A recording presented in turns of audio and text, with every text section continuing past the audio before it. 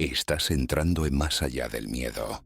Este lugar no es para los débiles ni para aquellos que temen explorar lo desconocido. Aquí descubrirás terrores que traspasan los límites del entendimiento humano, horrores tan profundos y oscuros que desafían la razón misma. Cada historia revelada en este espacio te llevará más allá del miedo convencional, sumergiéndote en un océano de pesadillas sin fin. Prepárate, porque después de cruzar este umbral, tu percepción del miedo cambiará para siempre.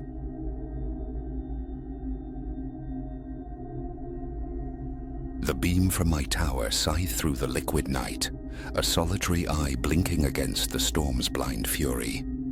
Solitude had always been my chosen balm here at Widow's Whale Beacon, but that night, peering through glass, weeping with rain at the tormented silhouette of a ship, I could not fathom the terror my small act of salvation was about to usher across my threshold.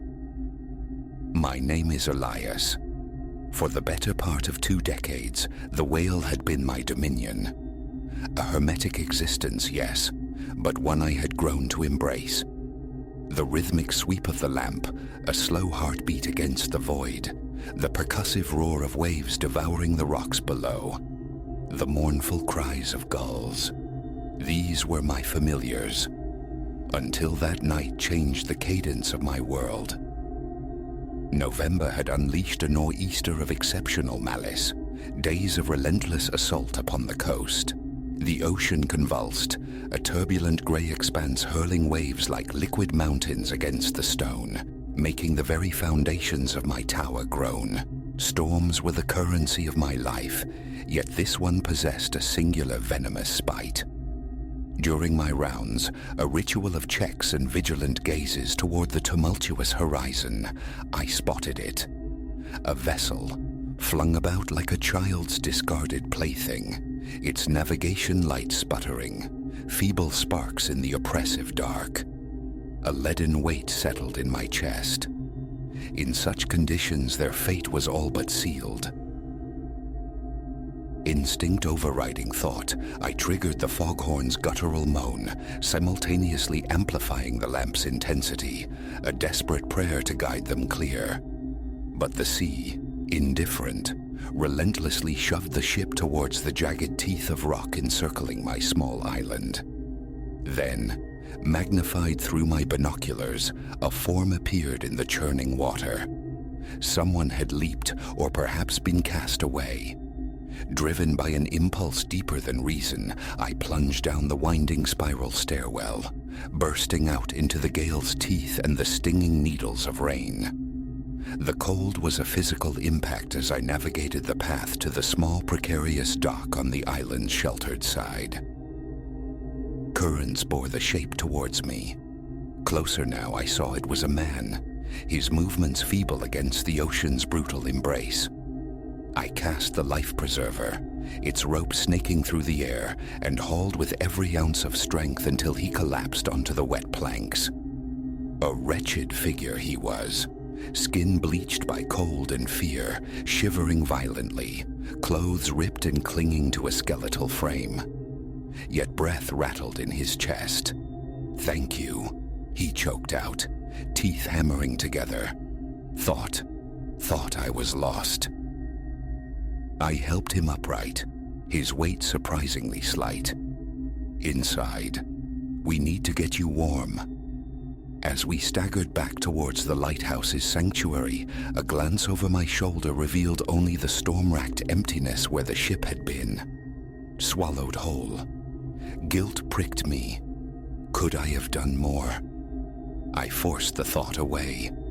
One soul saved was the immediate concern. Within my living quarters, I settled him before the cast-iron stove, cocooned him in thick blankets, and pressed a steaming mug of tea into his trembling grasp. As warmth slowly coaxed color back into his pallor, I truly observed him. Younger than my first impression, perhaps early 30s. His face, lean to the point of gauntness, was dominated by deep-set eyes that flickered nervously, mapping the confines of the room. An indefinable strangeness clung to him, but I attributed it to the trauma he'd endured. "I'm Elias," I offered, aiming for reassurance. "Your name?" A beat of hesitation then. "Caleb. It's Caleb." "Well, Caleb, you're safe here now. When the storm breaks, I'll radio the mainland. Get you back." An expression I couldn't name, fleeting, sharp, crossed his features. "No," he insisted, the word too sharp. He softened his tone. "I mean, there's no hurry. Don't want to impose." I furrowed my brow, an unusual response certainly, but the sea spares no one its psychological toll. "No imposition, but we're marooned until this blows over regardless. You should rest." I led him to the spare cot, reserved for infrequent inspectors or repair crews. As I turned to depart, his hand shot out, gripping my arm with startling force. "Thank you," he repeated, his gaze intense, locking with mine. "I owe you." Sleep proved elusive that night. The storm persisted, a relentless symphony of wind and water, and a disquiet I couldn't name coiled within me. Something about Caleb felt dissonant. The vessel he supposedly fled. No other souls glimpsed in the water, no flotsam marking its grave. And his aversion to rescue. I must have drifted off, for I jolted awake to the sound of movement echoing up the tower shaft. My watch read just past 3. The storm had begun its retreat, the wind's shriek diminishing to a low moan. Unease propelled me from my bunk. Nearing the small galley kitchen, I heard it, low, hurried muttering. Caleb was pacing, agitated, whispering to himself. "Can't find me. Must remain hidden. He has no idea." I froze, a glacial chill tracing my spine. Hiding from whom? What didn't I know? At that precise moment, a floorboard betrayed me with a groan. The muttering ceased instantly. "Elias?" Caleb called, his voice suddenly light, almost jovial. "That you? Just fetching some water." I entered the kitchen, schooling my features into neutrality. "Everything all right, Caleb?" Thought I heard voices. He produced a laugh, thin and brittle. "Just myself. Terrible habit. Place feels a bit eerie in the dead of night, doesn't it?" I nodded, wary of speaking. An uncomfortable silence stretched between us before I mumbled an excuse and retreated. Sleep was now a forgotten country. My mind raced, attempting to assemble the fragmented puzzle of my unexpected guest. Dawn broke gray and weary. I rose with grim resolve. Contact the mainland, inquire about wrecks, missing persons. Answers were needed. But ascending the stairs towards the radio room, a sound stopped me, turning my blood to ice, the distinct sharp crack of equipment being destroyed. I burst through the doorway. Caleb stood there, hammer clutched in his fist, systematically pulverizing the radio set. He spun, eyes wide and feral. "I can't let you call them," he spat, voice ragged. "I won't go back." My hands rose placatingly. "Caleb, calm down. Whatever this is, we can sort it out." Reason, however, had fled him. He lunged, hammer arcing towards my head. I dodged, stumbling backward, losing my balance on the steep stairs. The world became a dizzying vortex before darkness claimed me, heralded by an explosion of pain as my head connected with unforgiving metal. Consciousness returned sluggishly, filtered through a fog of pain. I was in the cramped storage closet, ropes biting into my wrists and ankles. Caleb was present, pacing again. The low muttering resumed. "What's happening, Caleb?" My voice was a dry rasp. He stopped, fixing me with eyes that burned with a feverish light. "I'm sorry, Elias. Truly. You seem decent, but I cannot go back. I will not." Over the ensuing hour, the truth bled out in disjointed fragments. Caleb was fugitive scum, escaped from a prison transport vessel caught in the storm's maw. Amidst the chaos, he'd shed his restraints and plunged into the tempest, choosing the ocean's uncertain mercy over the certainty of lifelong incarceration. "They'll hunt for me," he whispered, trembling now. "But they won't look here, not yet. Just need time. Time to think." I tried appealing to logic, arguing the futility, the inevitable worsening of his plight. But his ears were deaf, his mind barricaded by desperation and fear. Days bled into one another. Caleb kept me bound, granting brief respites for necessities. Paranoia became his shadow. Every creak of the tower, every shift in the wind sent him into spirals of anxiety, convinced capture was imminent. I watched, waited, conserving strength, searching for any lapse, any chance to turn the tables. But Caleb remained hypervigilant. As days stretched into what felt like weeks, hope began to fray. Then, one night, heralded by a storm eerily reminiscent of the one that delivered Caleb to my shore, the rhythm shattered. The unmistakable thrumming of rotor blades grew louder. A helicopter. Caleb reacted instantly, a surge of panic propelling him towards the lantern room at the tower's apex, intent on extinguishing the light. In that sliver of distraction, adrenaline surged through me. I strained against the ropes, felt them give. Agony flared in protesting muscles as I forced myself upright, stumbling in pursuit.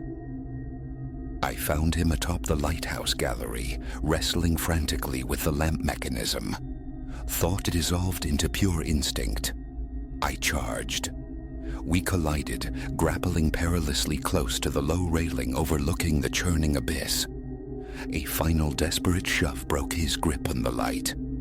Caleb staggered, balance lost, his eyes widening in disbelief as he pitched backward over the edge. His scream was devoured by the wind, a fleeting punctuation mark before the rocks below claimed him. The helicopter touched down minutes later, the monthly supply drop delayed by the foul weather. The crew found me battered, incoherent, the lighthouse a scene of grim violation. Later, leading them to Caleb's broken form sprawled on the jagged shore, the full weight of the grotesque irony crashed down. He sought sanctuary in my lighthouse, only to transform it into a cage for us both. Automation came swiftly after. Officially, it was progress, technology rendering my post obsolete. Unofficially, I knew. After Caleb, after the violence staining its stones, who would willingly inhabit the whale? Yet I remain anchored in a small cottage on the mainland shore, my gaze drawn nightly to the familiar sweep of its beam across the dark water. It is still, despite everything, my compass point. I learned that night that the true monstrosities aren't always salvaged from the waves. Sometimes they are forged within us, by the hammer blows of our own fear. The light continues its vigil, a steadfast promise against the vast darkness. And I remain here, watching, waiting, forever bound to the sea and whatever wreckage it might next deposit upon my shores.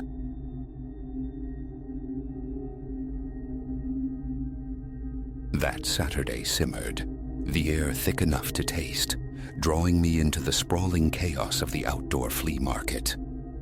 I drifted aimlessly, no quarry in mind, content to browse the sun-bleached relics, tarnished lamps, chairs like skeletal remains.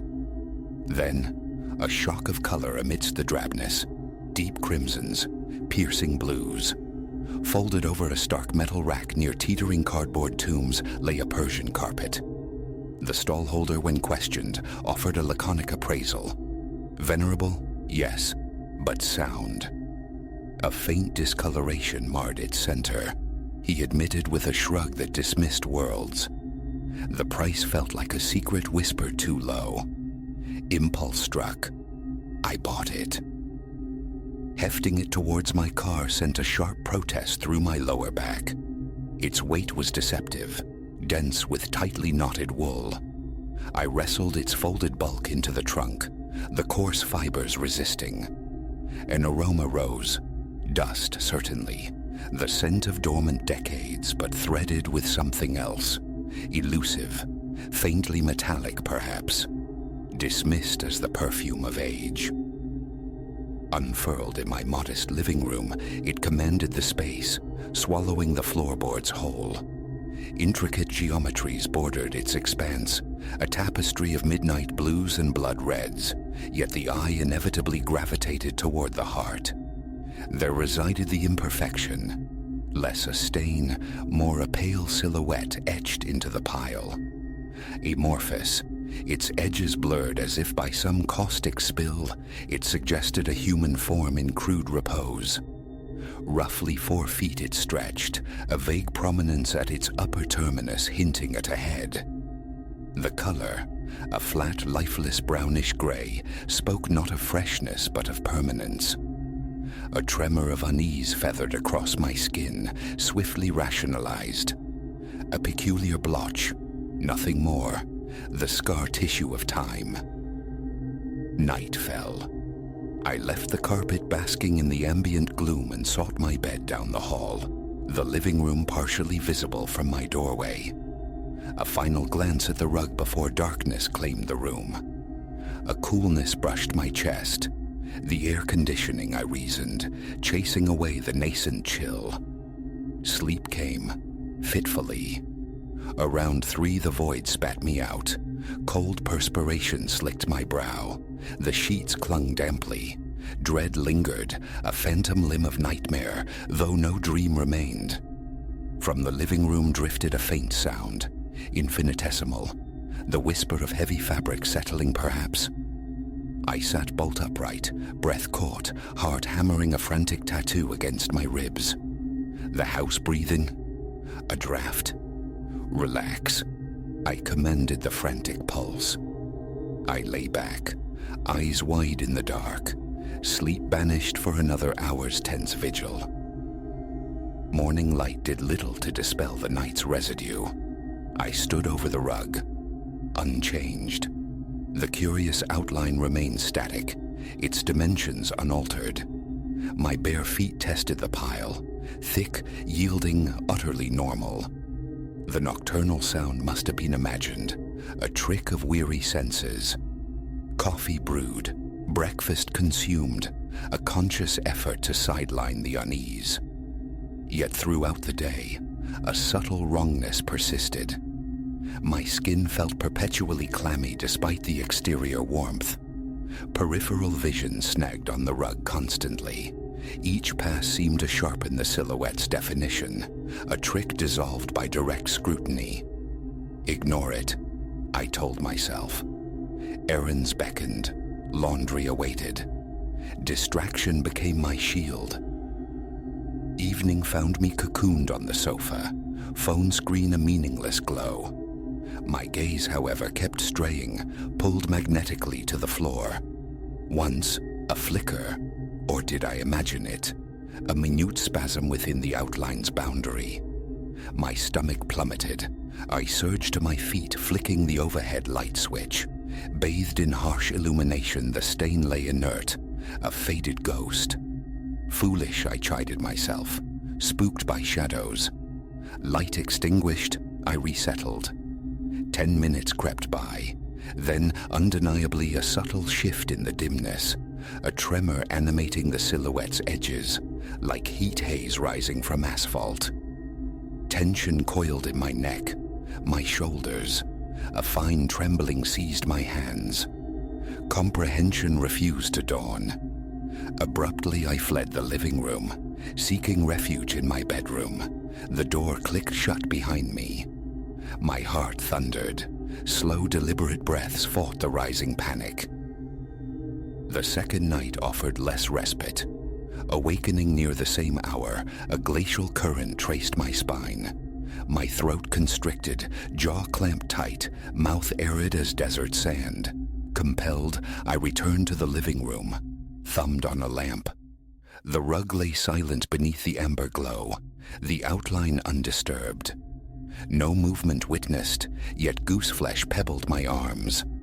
A strange heat bloomed in my ears, amplifying the sound of my own ragged breathing. I paced the perimeter of the rug, circling, searching for alteration. Nothing. Eventually the lamp was doused, retreat sounded. Sleep remained elusive, shallow, punctuated by listening. By the third dawn, inaction felt untenable. From a cluttered drawer, I retrieved a tape measure. Stretching it across the stain, from the presumed crown to the base, yielded the expected 4 feet. Across the approximate shoulders, 2 feet. I scribbled the figures onto a stray receipt. Work provided a temporary reprieve. Returning home, the tape measure came out again, almost reflexively. 4 feet and a half inch. Width, fractionally over 2 feet. Misread it this morning? Surely. Careful remeasurements followed, each yielding slightly variant, unsettling results. User error, I insisted silently, clinging to the mundane explanation. But the discrepancy festered, a knot tightening in my gut throughout the evening. An attempt at cleansing felt necessary. Sponge, warm water, soap. I knelt, scrubbing at the pale shape embedded in the fibers. The outline held fast, defiant. And then, a faint, deep vibration pulsed beneath my hand, a low thrumming as if a current flowed through the very weave. My hand recoiled instinctively, heart leaping, pulse hammered in my ears. Leaning in again, pressing the sponge cautiously, the sensation was gone. Imagination? Anxiety manifesting physically? The truth remained opaque. That night, sleep fractured completely. Closed eyelids conjured images of the stain blossoming, sprouting limbs, a face coalescing from the faded threads. I'd snap awake, scanning the doorway, ears straining against the silence. Once, a distinct scratching intruded. Fingernails on wood.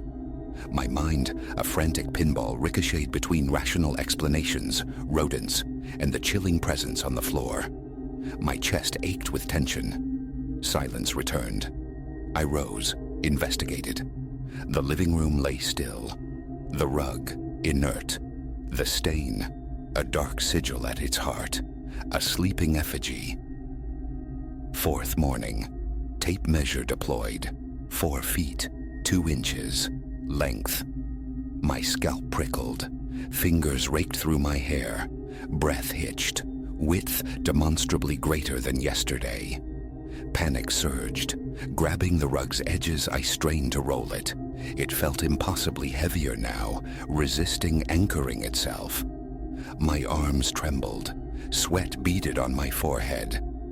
10 minutes of grunting effort finally yielded a folded then rolled cylinder.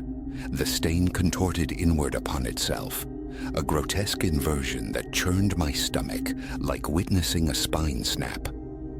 Chest tight with exertion and dread, I hauled it to the garage, dumped it in a corner, and retreated indoors, gulping air, seeking calm. That evening I attempted a movie. The bare floor felt stark, accusatory. My focus frayed, mind perpetually attuned to the house's subtle symphony. Every creak, every hum of the refrigerator, every whisper of the ceiling fan became suspect. Pause. Listen. Resume. Pause. The rhythm of fear. Eventually defeated, I surrendered to the night early. 3 a.m. Again. A gasp tore me from sleep's thin veil. The bedroom air hung frigid, mimicking an open window, though all remained sealed. From the garage, a dull thump resonated. Nausea coiled low in my belly. Propelled by a will not entirely my own, I rose. Flashlight plucked from the nightstand, I crept towards the connecting door. My hand, slick with sweat, trembled on the knob. Easing it open revealed darkness. Silence. The flashlight beam sliced through the gloom. There lay the rug, still coiled. No intruders. Nothing amiss. Yet emanating from the rug itself, a faint, palpable warmth radiated, prickling my skin with an unpleasant heat. I backed away slowly, secured the door, twisted the lock. Morning brought a desperate grasp for rationality. Sell it. Discard it. Simple. Yet the prospect of handling it again sparked a profound reluctance. Dressed, I forced myself into the garage, forced myself to unroll the heavy cylinder onto the cold concrete, and saw it instantly. The silhouette had swelled, 4 feet, 6 inches now, undeniably. The shape had sharpened, the upper corners suggesting nascent arms. My throat seized. Bending with the tape measure, a cloying odor reached me. Old iron, damp decay. Goose flesh erupted anew. My eyes stung.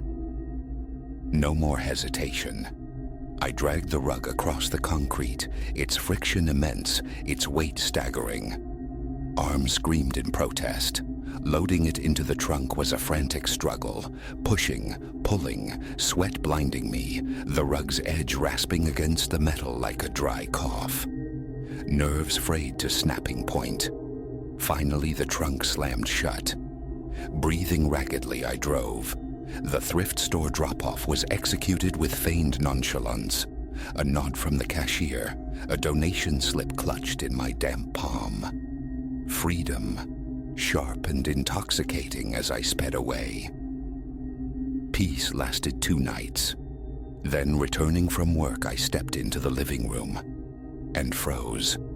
It was back, unfurled, occupying the center of the floor.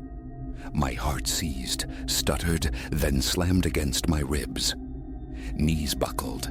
A tingling numbness spread through my hands, followed by a dizzying rush of heat that stole my breath. Impossible. Doors locked, keys accounted for, no entry possible. Yet there it lay, and the figure, larger still. 5 feet perhaps, the shoulders, neck, head now disturbingly distinct. Bile surged, vomit threatened, thoughts scattered like frightened birds.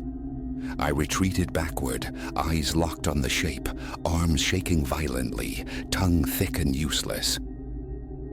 Phone retrieved, camera activated. From the hallway's relative safety I recorded, zooming tight on the rug. Just the shape, inert on the screen. Waiting. Minutes stretched. A flicker. A tremor rippling along the outline's edge. My heart hammered, a desperate drumbeat threatening consciousness. Police? What could I say? An intruder? No. Just a rug. A rug that refused to leave. A rug that grew. Destruction. The only recourse left. Kitchen scissors procured, I advanced, legs unsteady, muscles locked in tension. Crouching, I attacked the edge, attempting to sever the dense fibers. It was like cutting through leather. A small notch yielded, but the blade snagged, resisted. Minutes passed in strained effort, breath sawing in my chest, sweat stinging my eyes. A sound, faint, guttural, like stifled laughter woven into the rasp of the scissors. I dropped the tool, scrambled upright, pulse frantic. Calm down. Think. An old blanket retrieved from the closet, flung hastily over the rug, concealing the abhorrent shape. I sank onto the sofa, back pressed hard against the cushions, mind racing futilely. 9 p.m. Television offered no solace, my gaze repeatedly drawn to the shrouded form. Then, a soft rustle from beneath the blanket. I stared, breath held captive. The blanket stirred subtly, undeniably, as if the thing beneath shifted its weight. Chest constricting, fingers digging into the upholstery, I remained paralyzed, unable to lift the concealing cloth, eyes burning from the unblinking vigil. Eventually, sheer terror propelled me to the bedroom. Door locked. A futile gesture, I knew. I slid to the floor, back against the cool wood, body racked with tremors. Cold sweat soaked through my shirt. Counting breaths became a desperate anchor in the storm of fear. Hours might have passed in that huddled state, teetering on the edge of exhausted sleep. I awoke, instantly alert, to a sound, something brushing against the exterior of my bedroom door. A soft, abrasive scraping, like coarse fabric dragged across timber. Frozen. Waiting for the knock, the splintering wood. Silence descended again. The sound retreated, faded. Now, I remain, waiting. The conviction grows. The stain intends to complete itself. I see it in my mind's eye, rising, coalescing, stepping free. These glimpses, these peripheral twitches, so easily dismissed as tricks of light or frayed nerves, yet the presence, it's undeniable, thickening the air, especially after dark. This morning's measurement, 5 feet, 3 inches. The arms possess a clearer articulation, the head a more defined roundness. Disposal is futile, destruction impossible. It returns, always. Understanding is a luxury I can no longer afford. I only know it expands with each check, and the culmination, the finality of its form, terrifies me. What happens when it reaches full stature? I dread seeing its completed face, yet choice seems increasingly illusory. Its weight presses down, tangible in the silence, inhaled with every breath. This telling, this confession to the void, is all that's left. Not for sympathy, nor to debate belief. Simply to articulate the siege before I can no longer articulate anything. How much longer can this house contain both me and it? The fear haunts my waking hours. Walking into a room to find the outline vacant on the rug, its former occupant standing, waiting. What then? There is no manual for this. Trapped, watching it grow, day by inexorable day, inch by terrifying inch. Each sunset brings a fresh wave of dread. Will tonight be the night? The night it sheds its two-dimensional prison and demands acknowledgement? Strength falters. My hands tremble ceaselessly. Thought fragments. Ignoring it is no longer possible. It is here.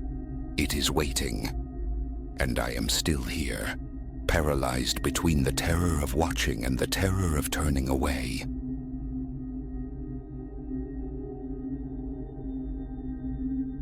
The path ribboning upward promised solace. Instead, it unspooled directly into the maw of dread. Solitude had always been my hiking companion, the whisper of wind through firs and the cadence of my own boots composing my preferred symphony. This particular artery through the Cascade Range, a familiar friend, coiled through deep emerald forests, periodically gifting vistas of glacial crowns against the azure. I embarked in the pre-dawn chill, air crisp against my face as I hefted my pack, the ascent beginning. Hours dissolved in rhythmic bliss. My boots found purchase on the yielding earth, breath pluming steadily as elevation increased. The woods pulsed around me, a hidden life of chittering squirrels and unseen avian choruses. Pauses became moments of reverence, gazing down upon a world rendered miniature and remote. It was past the sun's zenith when he materialized. I'd stopped beside a crystalline stream, replenishing my water, when a flicker of movement snagged my periphery. From the dense tapestry of trees, perhaps 50 yards distant, a man emerged, his progress uneven, stumbling slightly toward my position. Even across the intervening space, an aura of disquiet emanated from him. His attire, ragged and earth-stained, His hair, a chaotic thatch, a subtle hitch in his stride. My first pulse was sympathetic. A fall? Disoriented? I lifted a hand, my voice cutting the stillness. "Hello? Everything all right?" His head snapped up, awareness dawning.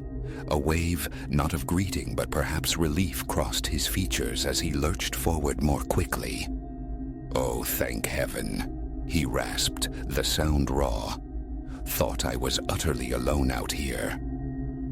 Proximity sharpened the unease coiling in my gut. His eyes, webbed with red, darted with unnerving rapidity, scanning the trees, the path, me. A febrile moisture glazed his skin. Older than my initial assessment, likely late 40s, jaw shadowed by several days' growth. "Name's Silas," he offered, extending a hand layered in grime, the nails packed with dirt. Reluctantly, I accepted the brief, dry contact. "Been wandering for days. Lost my group. Couldn't find the trail again." "That sounds rough," I managed, striving for composure against the rising tide of apprehension. "Need water? Something to eat?" He nodded with a desperate intensity, and I passed him my bottle. He drank deeply, almost violently, his gaze fixed on me. As he drank, my senses absorbed more unsettling details. Angry, fresh scratches striping his forearms, a tremor in his hands, the unnatural contour beneath his jacket pocket, potentially metallic, hard-edged. "The main trail's just back the way I came," I indicated, pointing down the slope. "Head that direction, you'll hit the ranger station within a few hours." Silas lowered the bottle, wiping his mouth on a soiled sleeve, his stare unwavering. "Actually," he began, a subtle modulation altering his tone, "I was hoping you could guide me back to my camp. Just up ahead, I think. Don't reckon I can manage it solo." Alarm klaxons sounded in my mind. Every instinct, every hard-learned rule of wilderness safety screamed against diverting from the marked path with this stranger, this man radiating instability. Yet his expression held a desperate plea, pricking at my conscience. What if his plight was genuine? "I'm not sure," I hesitated. "I don't know this area off-trail. Maybe we should both aim for the station." His face clouded momentarily before a smile was forced back into place. "Please," he wheedled, the sound grating. "It isn't far, truly. Just need my gear, then we can head down together, safe and sound." Against the loud protest of my better judgment, I heard myself acquiesce. "Okay," I conceded, "but not far, and we move quickly." Relief washed over his features, stark and unsettling. He clapped my shoulder, his grip bruisingly tight, lingering a moment too long. "Thank you," he breathed. "You won't regret this." Stepping off the defined trail, plunging into the less trodden woods beside him, I was seized by the chilling certainty that I was making a catastrophic error. Silas took the lead, navigating the undergrowth with a confidence that belied his claim of being lost. A torrent of chatter flowed from him, anecdotes about his supposed companions, the moment of separation. But the narrative frayed at the edges. He spoke of equipment incongruous for a simple day hike, described landmarks alien to this specific region. Each attempt I made to steer us back toward the descending trail was deftly deflected, countered with a reason to push just a little deeper into the wilderness.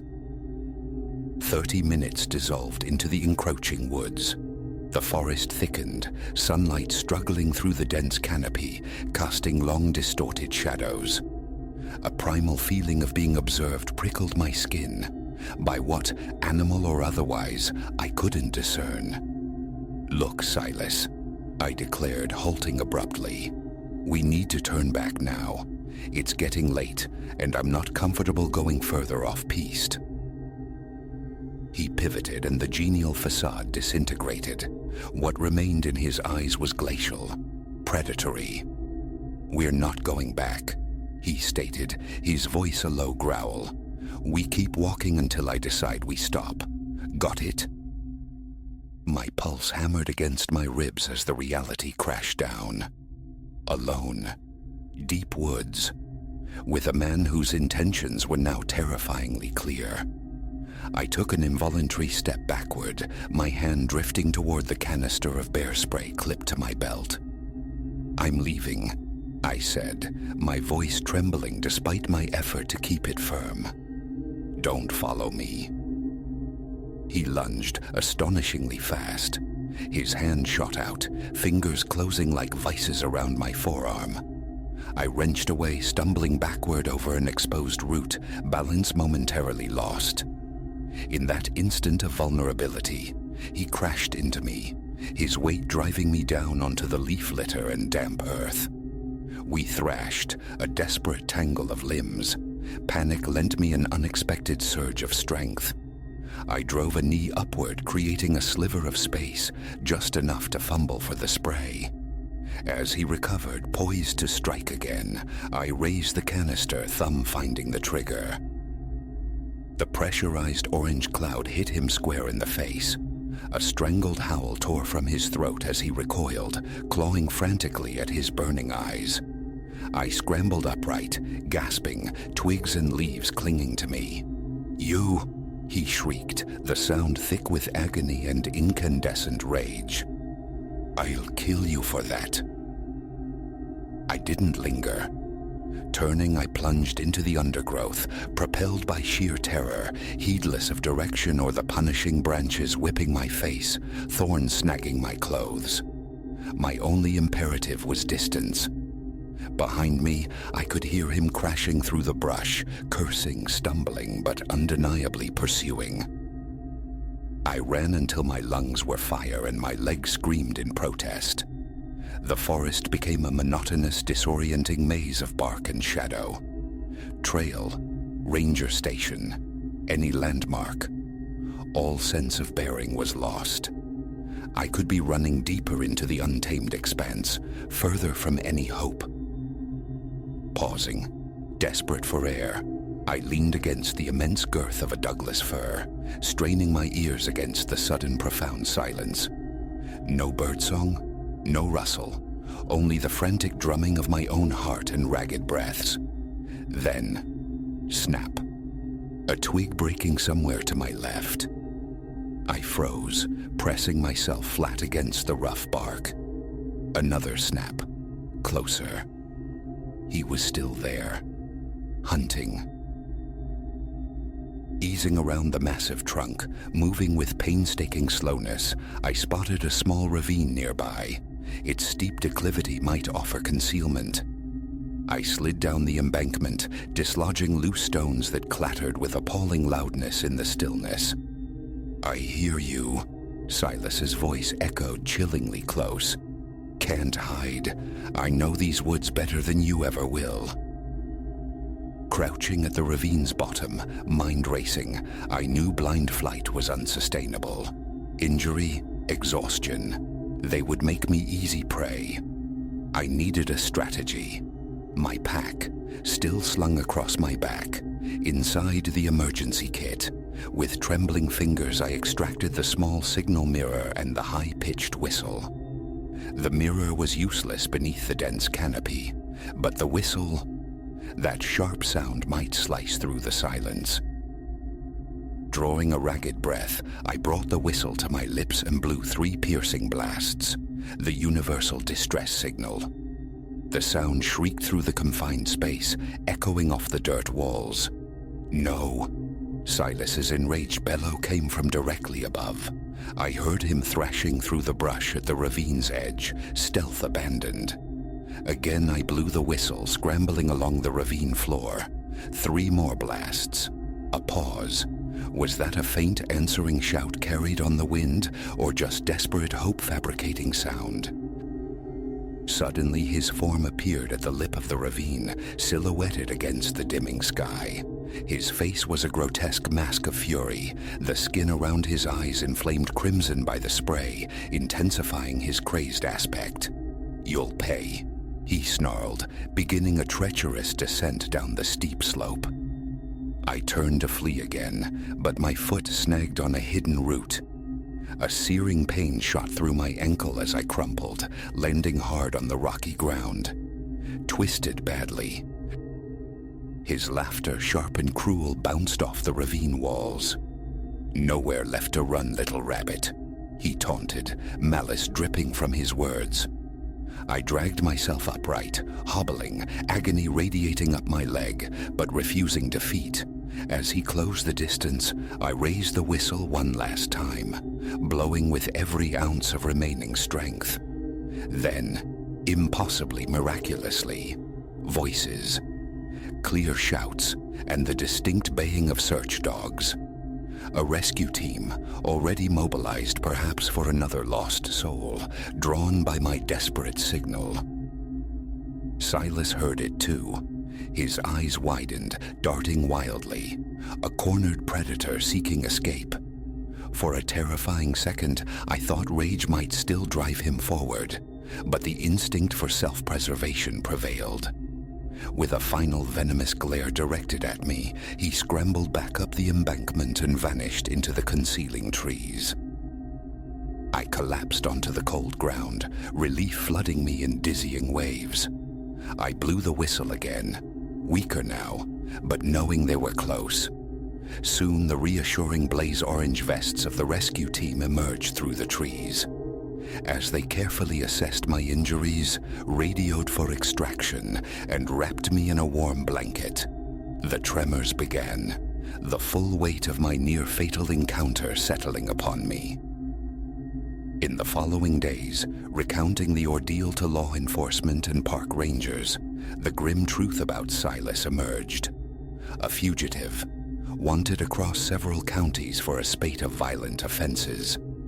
Deep within the woods, they located his makeshift den, a crude shelter littered with stolen provisions and haunting evidence suggesting other encounters where luck had not favored the victim.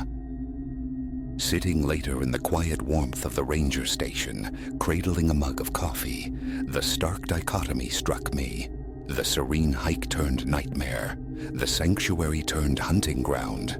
The wilderness I cherished had revealed a savage potential, a stark reminder that beauty often conceals unseen perils. It would be a long passage of time before the solace of solo hiking felt attainable again. Yet fused with the lingering fear was a newfound understanding of my own resilience. I had confronted the embodiment of terror on that mountain slope and survived. Whatever paths lay ahead, I would walk them with a profound, altered respect for the wild and for the unexpected depths of my own will to endure.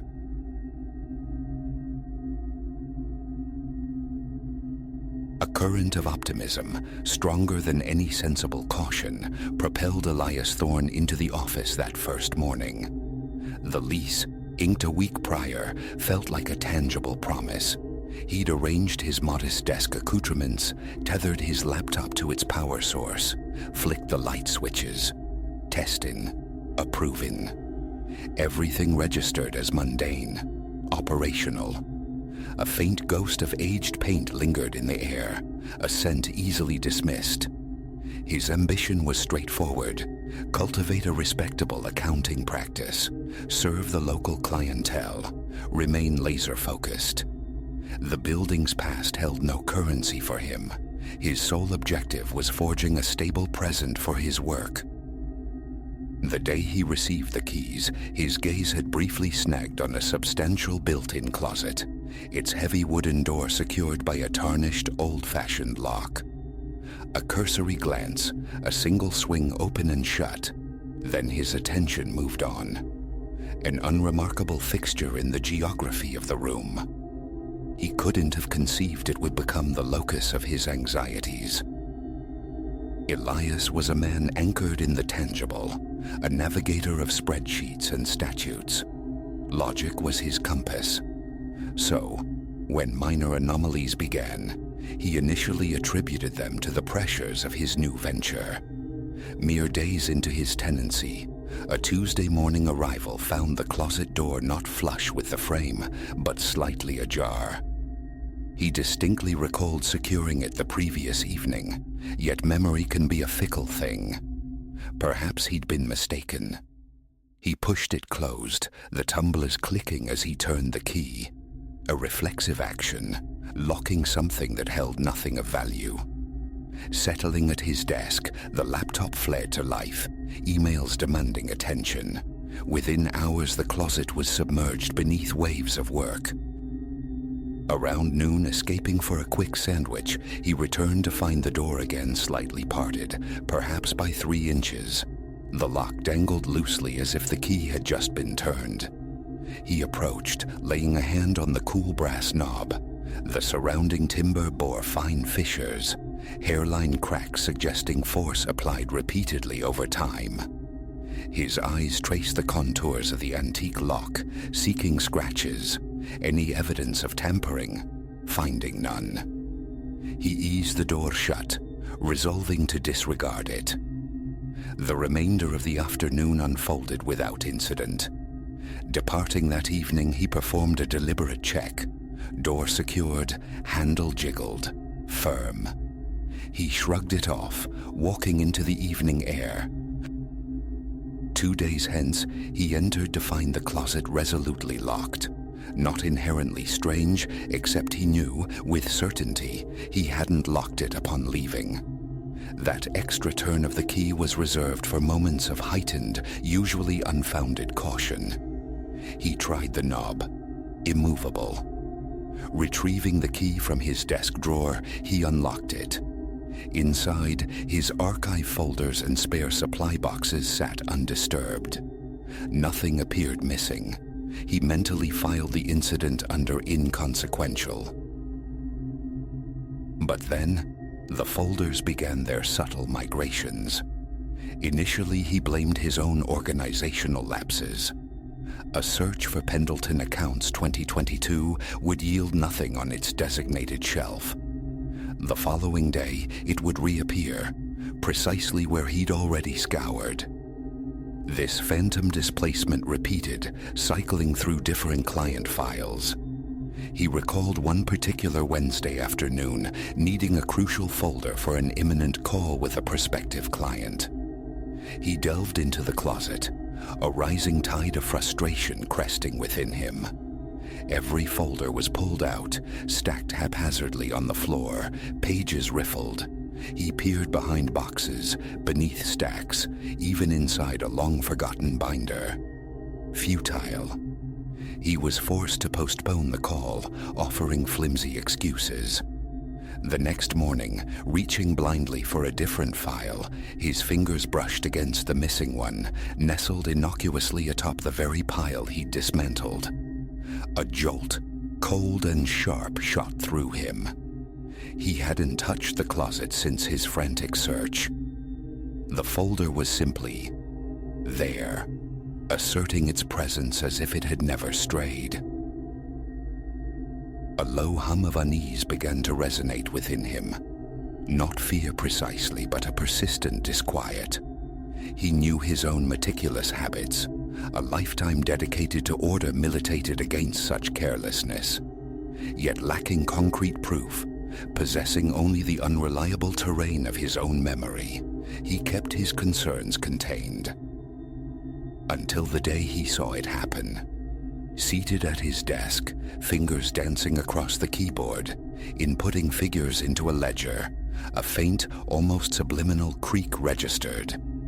His first thought was the main office door, or perhaps a loose window sash sighing against the frame. Then, movement flickered at the edge of his vision. He froze, fingers hovering over the keys, turning his head slowly. The closet door. It was easing open, a matter of inches but undeniably in motion. A soft, protracted groan accompanied its travel. His chest tightened, breath hitched. He stared transfixed at the widening gap, the sliver of profound darkness within. No figure lurked behind it, no discernible draft stirred the air. Only the insistent thrum of his own pulse in his ears. Rising deliberately, he crossed the room. His grip on the knob felt strangely significant as he pushed the door closed. An unusual coolness traced his arms. The door hadn't felt loose. It offered a subtle resistance. No obvious warp or misalignment explained its autonomous swing. He attempted to replicate the phenomenon, opening it halfway and releasing. It stayed put. Opening it just a crack and letting go. It remained shut. The slow, deliberate swing he had witnessed refused to be duplicated. Thereafter, solitude in the office acquired a new, unwelcome charge. Every innocuous sound, the gurgle of pipes, the settling groans of the old structure, made him flinch. Sometimes, faint tapping sounds seemed to emanate from within the closet, like objects gently shifting. He conjured rationalizations. An old ventilation shaft concealed behind the wall, loose plaster, settling foundations. But the occurrences felt too pointed, too responsive. He decided on surveillance. Positioning his smartphone on the desk, angling the lens towards the closet, he let it record while he worked. The first session, spanning roughly an hour, yielded nothing. Reviewing the footage revealed only the ambient hum of his computer fan. No movement, no spectral opening. He tried again over the ensuing days, leaving the phone recording during a brief coffee run. Upon returning, he found the closet door slightly ajar, yet the recording remained stubbornly blank. The door, clearly visible in the frame throughout the recording duration, showed zero movement. The only sounds captured were distant footsteps echoing in the corridor and the low thrum of street traffic below. The discrepancy was maddening, the visual evidence of the recording versus the physical reality before him. Self-doubt began to gnaw at him. Was his memory failing? Was he misinterpreting angles, forgetting his own actions? But the migrating folders resisted such easy dismissal. He approached the problem with his accustomed logic, scrutinizing the lock mechanism, the hinges, the door's very structure. All seemed solid, though undeniably aged. Rust bloomed delicately on the hinge pins. The lock was a classic mortise type, operated by a large old-fashioned key. He inquired with the building manager, asking obliquely about spare keys or known issues. The man professed ignorance, claiming only a master key for the main office door, no access to individual tenant closets. His demeanor seemed genuine. There was no apparent motive for deception. One evening, detained late by quarterly reports, the office descended into profound quiet around 8 p.m. Corridor lights cast long, dim rectangles on the floor. The distant sigh of the elevator was the only sign of life, though his floor seemed deserted. Standing to stretch, his eyes were drawn inevitably to the closet. It appeared shut, yet an impulse compelled him to verify. He walked over, turned the knob, pulled. The door swung inward, releasing a breath of dust and dry wood. His boxes of documents and binders occupied the lower shelf. Stepping closer, the stillness within felt heavy, palpable. He ran his fingers along the back panel, solid, perhaps faintly cool and damp to the touch. No visible cracks or apertures. He rapped lightly. A dull, solid thud answered. No resonance, no hint of a hidden space beyond. Leaving his phone recording on a nearby chair, aimed squarely at the open closet, he stood before it. "Is anyone here?" The question hung, absurd, in the silence. He felt a flush of self-consciousness but persisted, hoping to provoke a response. Nothing. No shift in the air, no sound beyond his own measured breathing. His throat felt constricted.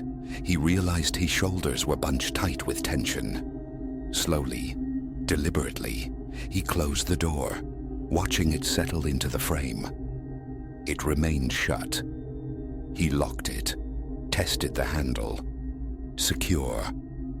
Returning to the phone, he stopped the recording. Playback revealed only his own actions, his own voice echoing slightly in the empty room.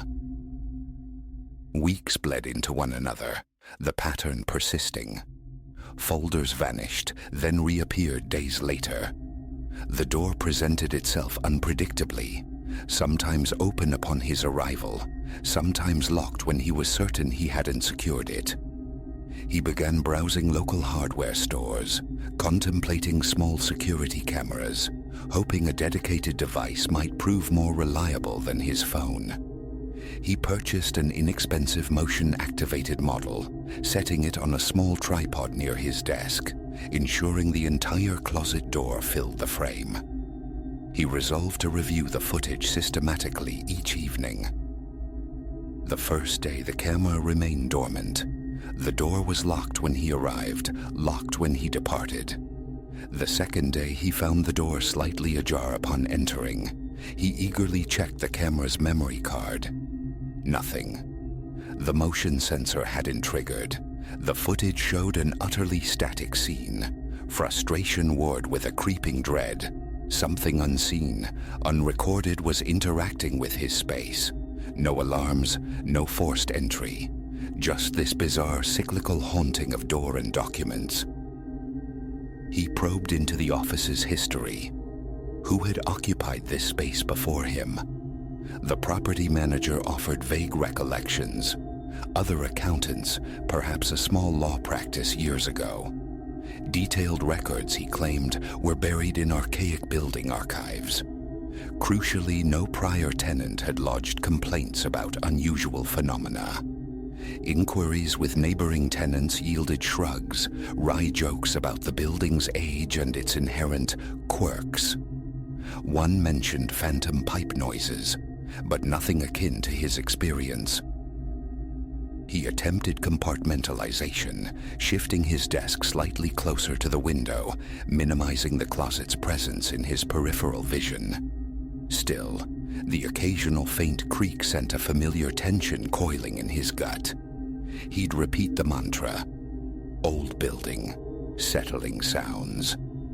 Yet discovering a needed file absent from its proper place invariably eroded his composure. A muttered curse, a spike in his pulse. Hours later, the file would materialize, mocking his agitation. One night, he resolved on direct confrontation. Staying late again, he secured the main office door, positioned the camera meticulously, and switched on a bright desk lamp, bathing the closet in stark illumination. He swung the door wide open. "I want some answers," he announced to the empty space, the words sounding hollow, foolish. The closet gaped, revealing its mundane contents. Stacks of files, vacant shelves. The air remained inert. He sat for 30 minutes, scarcely moving, just watching, waiting. Beads of sweat prickled his forehead. His eyes burned from the fixed stare, but the door remained utterly still. Finally, he rose and approached the open closet. He peered inside again, ran his hands along the interior surfaces, tapped the back panel. Then, near the hinges on the left side, a sudden localized chill brushed his fingertips, sharp as ice water. He snatched his hand back, heart hammering against his ribs. He tentatively reached out again. The coldness had vanished. The wood felt uniformly room temperature. Shaken, he closed the door, locked it, and retreated to his desk. The experience defied explanation. Later, reviewing the camera footage confirmed only his own movements, his investigation, his return to the desk. No anomalies, no independent motion. He exists now in a state of uneasy truce. The door continues its capricious behavior. Folders embark on their temporary exiles and unannounced returns. Critical documents now reside solely in digital realms, the closet relegated to storing items of lesser import. Faint knocks or clicks still punctuate the quiet, but he actively tries to filter them out, attributing them to fatigue, structural eccentricities, tricks of memory. Deep down, however, a certainty persists. It is something more. He shares the story sparingly. Friends offer pragmatic advice. Move offices replace the closet. Solutions involving expense and disruption with no guarantee of resolution. A part of him yearns for deeper investigation, while another stronger part craves ignorance, normalcy. Without proof, without evidence of intrusion or malice, he remains. He works. Each day begins with the ritual check. The closet door, open or locked. Sometimes consistency greets him. Other times, a misplaced folder or a slightly parted door serves as a quiet reminder. Each instance triggers a familiar cardiac thump, a fleeting surge of adrenaline. Then, he compartmentalizes, focuses on the demands of his profession, navigates the calls and emails. He wonders about his predecessors in this room, whether they shared this silent witness. Did they attempt recordings, or did they simply adapt, accept? The property manager offers no lineage, no history beyond vague generalities. An old building, an old closet. For now, his phone remains poised in his pocket, a potential digital eye. Yet the moment he initiates recording, the phenomena cease. Silence descends. The door holds fast. Stop recording, and a click might soon follow. No explanation presents itself. He simply reports to work each day, muscles tensing involuntarily as he passes that particular door. No one else validates his experience. The disappearances are his alone to observe. He is tethered to this peculiar reality. Perhaps it's an echo, a residue of the past. Perhaps it's his own mind, frayed by stress. The absence of proof is its own kind of torment. He knows only what he perceives. Every quiet creak tightens his stomach. Sometimes he strides over, slams it shut with unnecessary force. Other times he lets it hang open, affecting an indifference he doesn't feel. Regardless, complete relaxation remains elusive. This is his current existence. Moving forward, crunching numbers, fielding calls, while in the periphery, always, the potential click of a lock turning without a hand, the phantom reappearance of a vanished file. It's not melodrama. It's just him and a closet door with a mind of its own, a persistent low-grade haunting that keeps him perpetually, irrevocably on edge.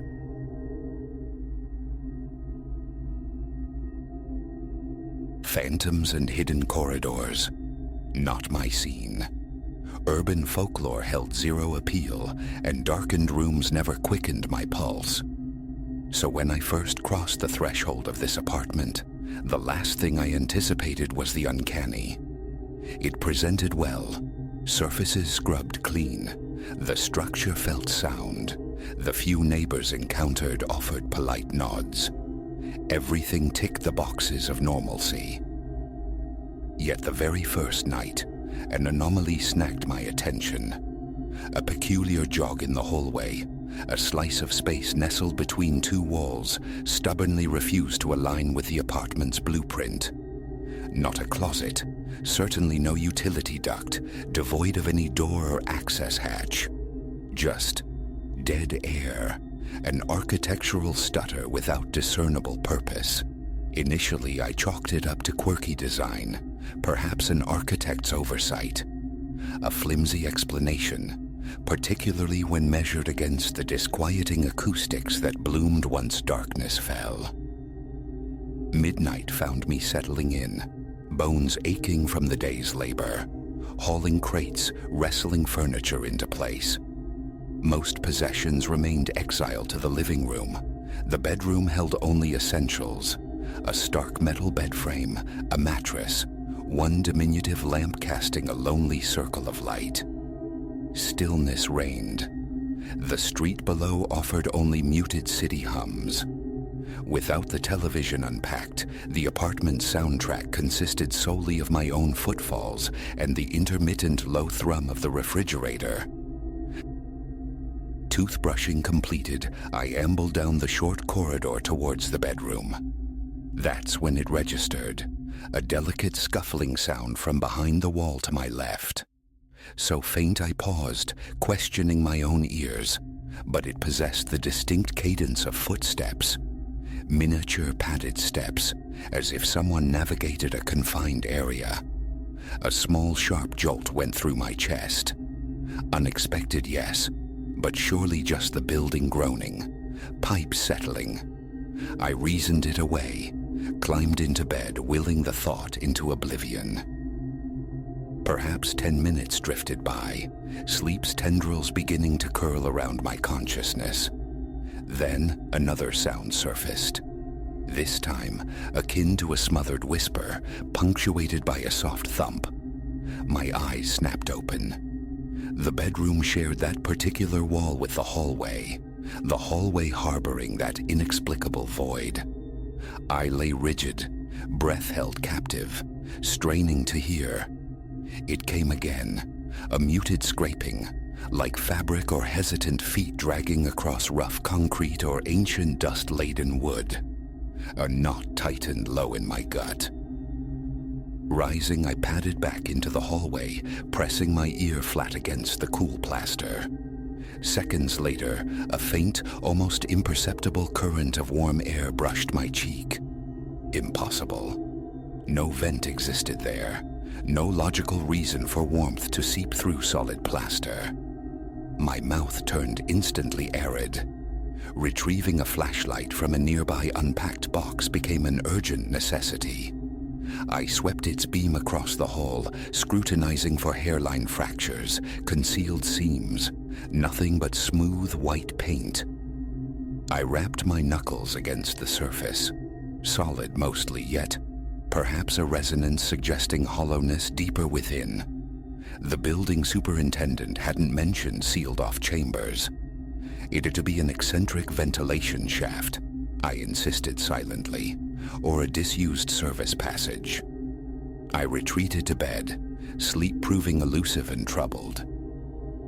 Morning brought a call to Marcus, an old friend whose trade was construction. Did vintage buildings sometimes possess these structural quirks, these interstitial spaces? They did, he confirmed, but seldom without reason. Forgotten access panels, obsolete fuse boxes were common culprits. Following his advice, I conducted a more meticulous survey post-call. No panel, no door. The void measured roughly 18 inches across, maybe 6 or 7 feet high, mirroring the hallway's length. It offered no apparent connection to any known closet or utility space. Throughout the day, an unsettling dissonance lingered. The memory of those muffled night sounds played on a loop. Footsteps, whispers. It sounded disturbingly like occupancy, yet the absence of ingress or egress remained absolute. Around midday, I pressed my ear to the wall once more. Silence. Utter stillness. A knock yielded that same faintly hollow echo, but revealed no hidden join. The afternoon was spent unpacking. Television, sofa, coffee table arranged into a semblance of home. Music played, a deliberate attempt at distraction, but my gaze kept drifting towards that hallway anomaly. A morbid curiosity, I suppose, hoping for a crack to bloom, a handle to materialize, some tangible clue. Tension coiled in my chest. My palms grew damp whenever the space intruded upon my thoughts.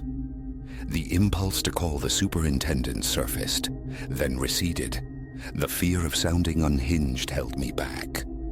This felt like a solitary burden. Night fell again. I endeavored to ignore the hallway, preparing a simple meal, watching television, moving through the routine of readying for bed. Mid-toothbrushing, a low thud vibrated from the suspect wall. I froze, Brush suspended. Then, that shuffling signature, migrating this time, away from the bathroom-adjacent section towards the living room partition. Turning off the faucet, I listened intently. The sound traveled, unmistakably the drag of feet within an enclosed track. A tremor started in my hands. I spat, wiped my mouth, murmuring aloud, "What in God's name is that?" Stepping into the illuminated hallway, I pressed my ear to the plaster again. The sounds remained elusive, shifting position like a wary creature. A bizarre game of acoustic hide-and-seek ensued, moved towards one end, and the disturbance seemed to retreat to the other. At one point, I could have sworn I detected breathing. Shallow, uneven, the respiration of someone striving for silence and failing. My heart hammered against my ribs, a frantic drumbeat echoing in my ears. My scalp prickled. Cold sweat bloomed beneath my arms. My gaze swept the apartment for leverage, something to breach the wall. My modest toolkit offered only a hammer, a few screwdrivers, a wrench set, inadequate for serious demolition. Smashing through the drywall tempted me, yet the risk of hitting wiring, plumbing, or worse, confronting whatever lay beyond, gave pause. A profound chill traced my spine, yet ignorance felt increasingly untenable. A compromise formed. Remove a section of baseboard. Probe the gap beneath. 30 minutes of careful prying yielded results. Beneath the hallway baseboard, a slender fissure between the floor and the wall's foundation appeared, too narrow for sightlines. The flashlight beam plunged into oppressive darkness, illuminating little beyond hints of rough concrete. Kneeling, pressing my ear to this gap, I felt it again. A distinct puff of warm air against my face. My stomach clenched violently. Air should not circulate there. The remainder of the night was spent pacing, listening to the faint, intermittent movements. Sometimes scratching, like fingernails worrying drywall. Then, silence. Around 3 a.m., exhaustion claimed me on the sofa, still fully clothed. I awoke to a stiff neck and a pervasive sense of dread. A more decisive course of action was needed. A plan solidified. Cut a small aperture just large enough for a glimpse. A trip to the hardware store procured a drywall saw, a more powerful flashlight, protective gloves. The cashier remained incurious. Conversation felt superfluous. Back in the apartment, I spent considerable time mapping the hollowest sounding section of the wall, tapping, listening, trying to divine a spot clear of vital infrastructure. My heart galloped, threatening to vacate my chest entirely. Palms slick with sweat, throat constricted, I consciously forced measured breaths. The saw's initial bite into the plaster rasped loudly in the confined hallway, making me flinch. Each grating stroke amplified my anxiety, anticipating some reaction from the other side. I persisted, pausing frequently to listen. Minutes later, a neat rectangle, roughly 4 inches square, came free. I directed the flashlight beam into the opening. A narrow cavity materialized, perhaps a foot wide, confirming my estimation. Rough-hewn cement and aged wooden beams formed its inner surfaces. The space stretched left and right, paralleling the corridor. Leaning closer, the light revealed a dusty floor littered with debris. Plaster fragments, shreds of old insulation. Then a distinct shuffle emanated from the darkness to my left, deeper within the passage. My heart seized. The flashlight nearly slipped from my grasp. I recoiled, back slamming against the opposite wall, standing frozen for 10 breathless seconds. Summoning courage, I peered inside again. No movement, no discernible form, just the same stale, dusty interior. But that inexplicable warmth brushed my face once more, intimate as an exhaled breath near the opening. My chest tightened. A tremor started in my knees. Speech failed me. I could only stare into the void, eyes stinging from lack of blinking. I swept the beam around, searching for a hidden hatch, a rudimentary ladder. The passage appeared uneven, widening slightly in places but never enough to stand fully upright. Yet the sounds, they suggested otherwise. A sharp tap sounded to my right, like a knuckle striking concrete. I jerked my head, flashlight beam stabbing towards the corner. Nothing but impenetrable blackness and dancing dust motes. The urge to call the superintendent surged, insistent now, yet a deeper, more unsettling instinct counseled silence. This felt personal, private, not yet ready for outside scrutiny, for the inevitable label of the hysterical new tenant. For the night, I sealed the hole with salvaged cardboard and tape. Tomorrow, I'd decide the next step. Sleep was fragmented, haunted by visions of something emerging from that small square, lurking unseen in my hallway. Around 2 a.m. the footsteps resumed. Flashlight in hand, I crept into the corridor, muscles taut, tracking the sounds as they paced behind the plaster, end to end. They ceased near the living room boundary. Tiptoeing into that room, I pressed my ear to the shared wall. A soft, sibilant rasp whispered from the other side, followed by a peculiar rhythmic tapping. My hair prickled. "Hello?" The word escaped me, a fragile sound in the charged silence. No reply was expected. None came. Yet the tapping paused, then deliberately resumed. A vice seemed to clamp around my chest. Dawn found me slumped on the sofa again, surfacing from shallow, fitful sleep. Gray light filtered through the windows. I pushed myself up, rubbed gritty eyes, and walked to the hallway. The cardboard remained undisturbed. The excised piece of drywall lay nearby, inert. Peeling back the tape, I risked another look. Nothing outwardly different. Just a dark, narrow shaft, motes swirling lazily in the flashlight's beam. My thoughts turned to the building's anatomy. An old, forgotten ventilation shaft, perhaps commandeered. A squatter finding ingress from outside. But I resided on the 5th floor. The logistics defied reason. Hours passed in restless pacing, wrestling with the nerve required to delve deeper. The current hole was insufficient for entry. A much larger section of drywall would need sacrificing to allow even a shoulder through. The prospect tightened my stomach. Crawling into that confined, lightless space with no certain exit felt profoundly unwise. By mid-afternoon, resolve hardened. Answers were imperative. Another night spent listening to the unseen occupant was unthinkable. With the saw, I began enlarging the opening, pausing every few minutes, listening. Silence. When the hole was finally large enough for passage, I shone the flashlight inside once more. The air felt stagnant, warm. Beads of sweat gathered on my forehead. Tentatively, I slid one foot through, testing the dusty floor beyond the wall. Solid.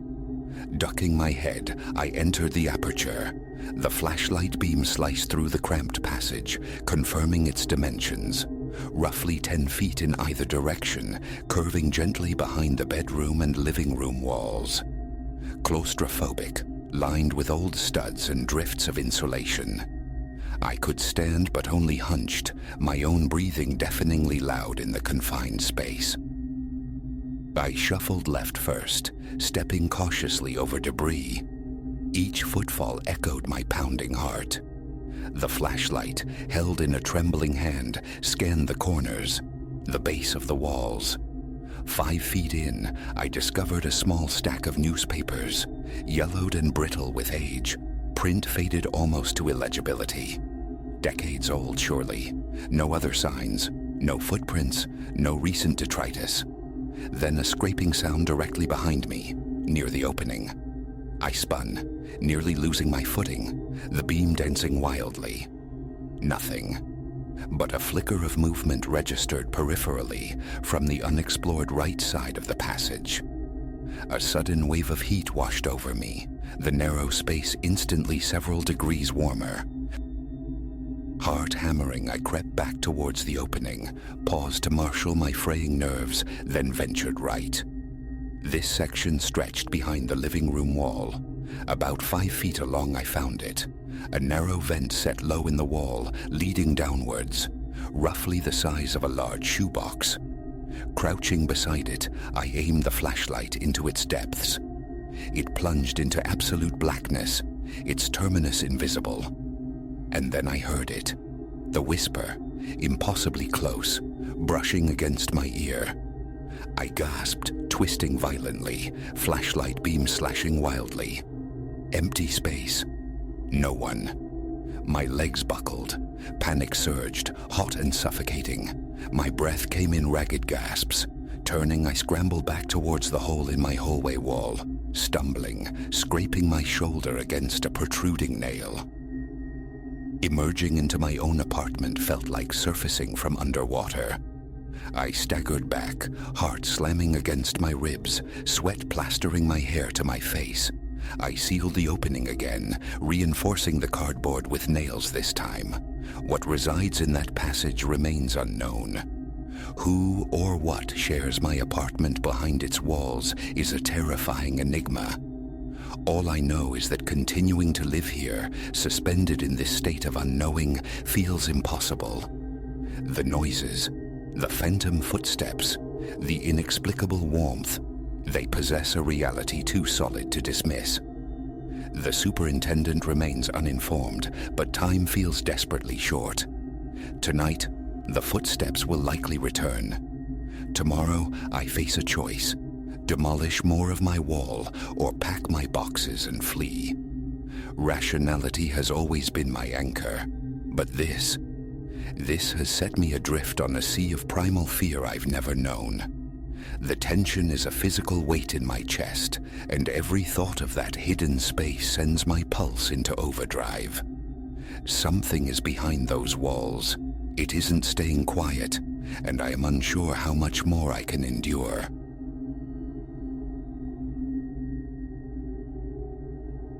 A caustic tang of scorched rubber invaded the twilight air, tendrils of smoke wreathing up from beneath my car's hood. Momentum bled away, the vehicle coasting onto the gravel shoulder of this forsaken country road. My heart plummeted as the engine gave a final shuddering cough and died. Above, the sky bled across the west in hues of dying fire, extravagant oranges and bruised purples, a spectacle utterly lost on me. Stranded. The word echoed in the sudden silence, amplified by the desolation. No signal bars, civilization an abstract concept miles away. With a sigh that felt heavier than lead, I wrestled the hood open, clinging to a fragile filament of hope. Perhaps a simple fix. Steam hissed, a venomous serpent rising from the metallic labyrinth of tubes and wires within. Utterly incomprehensible. I possessed no mechanical aptitude, nor the tools to enact it if I did. Defeat tasted like ash. I slammed the hood down, the clang swallowed by the vast quiet, and leaned against the cooling metal, surveying the panorama. Immense fields of wheat, gold under the fading light, rippled in the evening zephyr. Far off, almost an illusion, stood a farmhouse, a solitary window emitting a faint, beckoning luminescence. My only conceivable sanctuary. Should I walk, or gamble on the improbable charity of a passing vehicle? As the internal debate waged, a low rumble disturbed the stillness. Hope, sharp and sudden, pierced through my anxiety. An old pickup truck materialized from the dusk, slowing as it approached. Relief washed over me. The driver, a man whose face bore the intricate map of middle age, etched by sun and wind, possessed eyes that seemed incongruously kind. He rolled down his window. Bit of trouble. The voice was husky, like dry leaves skittering over stone, yet infused with a disarming friendliness. I managed a nod, gratitude loosening my throat. Yes, it just gave up. I don't suppose you're familiar with engines? A dry chuckle escaped him. He shook his head. Can't say I am, miss. Happy to give you a lift into town, though. There's a fellow there, runs the garage, likely sort you out. A pause. Every cautionary tale I'd ever absorbed screamed against accepting a ride from a stranger in this isolated expanse. No witnesses, no escape. But the last sliver of daylight vanished beyond the horizon, plunging the world into deepening shadow. Choices dwindled. That would be but incredibly helpful. Thank you, I murmured, striving to banish the nervous flutter from my tone. He offered a reassuring smile, leaning across the bench seat to push the passenger door open. Climb aboard. Name's Silas. Alera, I replied, settling into the cab. The air hung thick with the scent of old tobacco overlaid with a cloying pine air freshener, a peculiar yet not entirely offensive blend. Silas shifted the truck into gear, and we pulled away from my inert vehicle. My hand hovered near the door handle, a silent promise of escape should the need arise.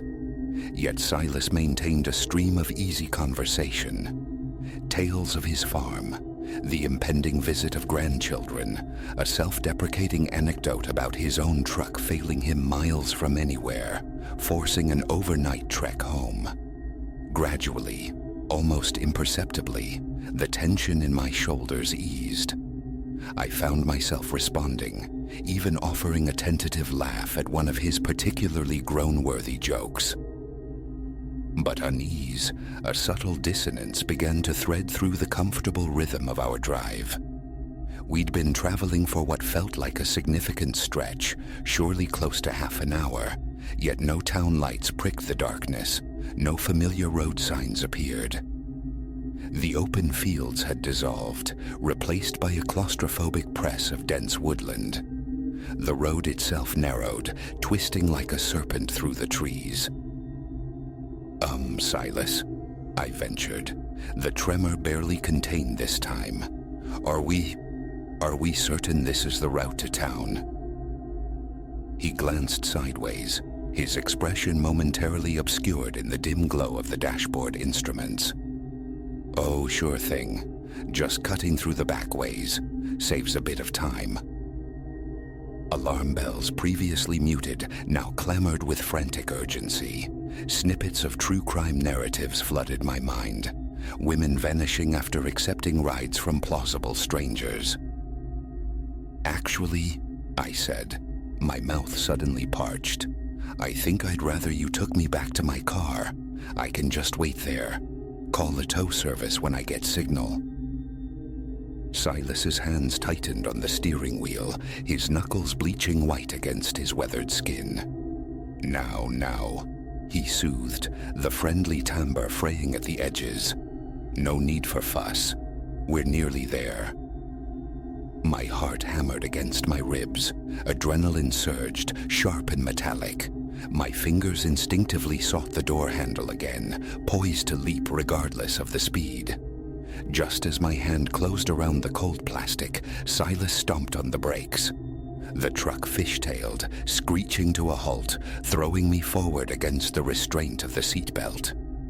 Before I could even gasp, he lunged across, the heavy click of the door lock echoing like a gunshot in the confined space. Sorry about this, he stated, his voice unnervingly level. But I can't have you leaving, not just yet. Raw panic seized me. I scrabbled at the lock, clawing frantically, but Silas caught my wrists, his grip like unyielding iron. Stop fighting, he growled, the last vestiges of kindness evaporating. "You're only making it harder." A scream tore from my throat, swallowed instantly by the suffocating silence of the surrounding forest. Miles from anywhere, alone, he restarted the engine, guiding the truck off the road, deeper into the tangled woods. I sat rigid, frozen by a terror so profound it felt physical. My thoughts a chaotic storm of horrific possibilities. Minutes stretched into an eternity before we lurched to a stop before a small ramshackle cabin. The headlights painted a scene of decay. A sagging porch, rotting wood, paint peeling like sunburnt skin. Silas killed the engine and climbed out, circling around to my side.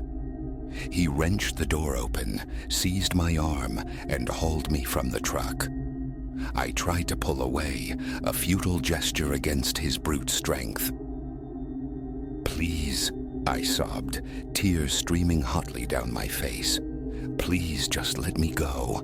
I won't tell anyone. I swear I won't say a word." He dragged me relentlessly towards the cabin door, ignoring my desperate pleas. As we drew closer, a sound drifted out that turned my blood to ice. The murmur of voices. Not just one. Others were inside, waiting. Silas shoved the flimsy door inward, propelling me forward. I stumbled, landing hard on my knees amidst the dust and grime of the floorboards. Lifting my head, blinking through tears, my gaze swept the room, widening first in shock, then dawning sickening comprehension. The cabin was crowded.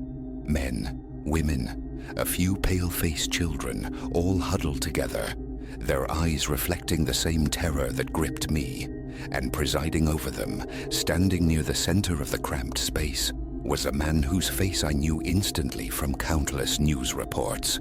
The charismatic, chillingly serene leader of a doomsday sect that had vanished without a trace months prior.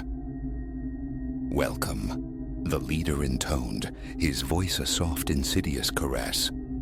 "We have been expecting you." Silas moved to stand beside him, a loyal dog awaiting praise. "Brought another one," he announced gruffly. "Like you asked." My mind reeled, struggling to assimilate the impossible reality. These people weren't Silas's confederates. They were his harvest, captives like me. The leader began to speak again, weaving a hypnotic tapestry of apocalyptic prophecies, claiming we were the chosen few destined for survival. His words washed over me, unheard.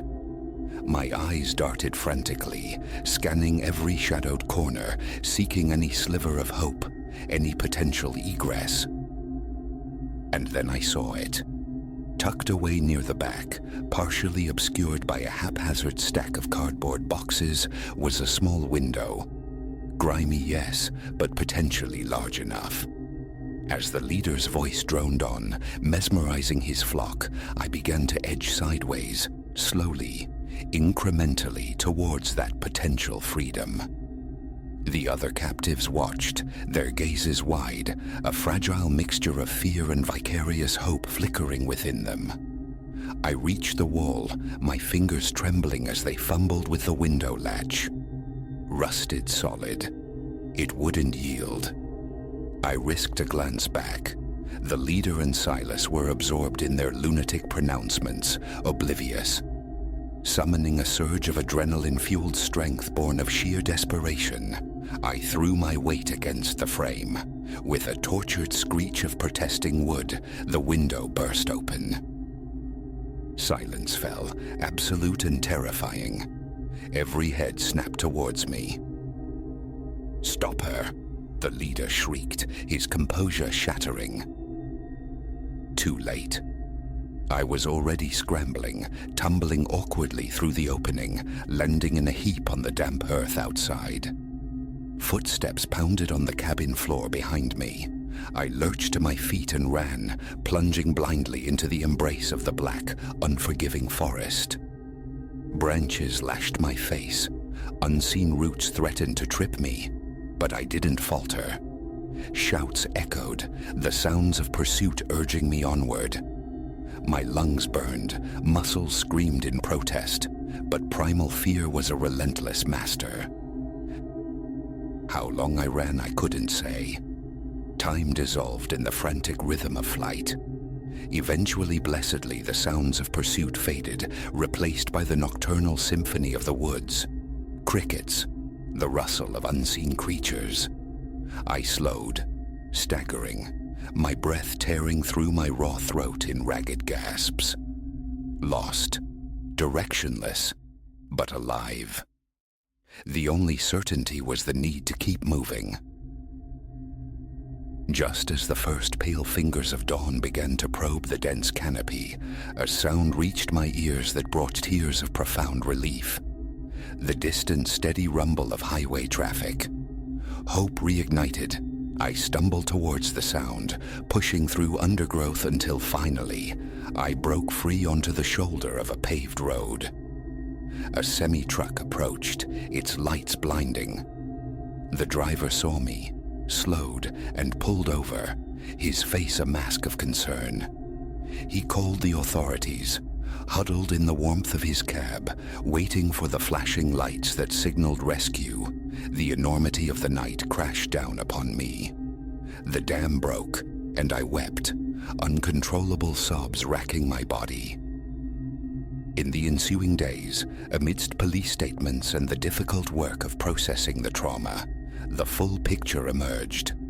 Silas, the seemingly kind farmer, had been systematically targeting stranded travelers for months, feeding the cult leader's flock.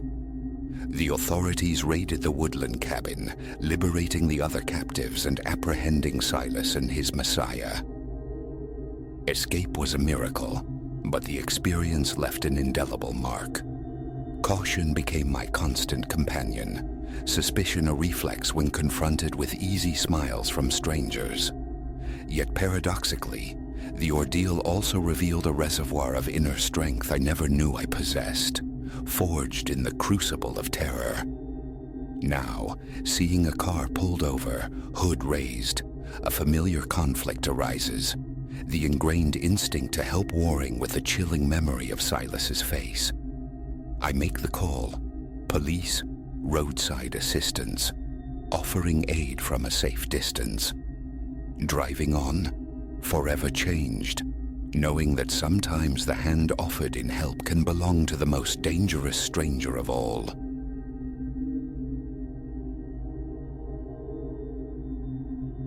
Saturday morning light, thin and pale, slanted through the grimy window of the instrument shop, illuminating dust motes in the stagnant air.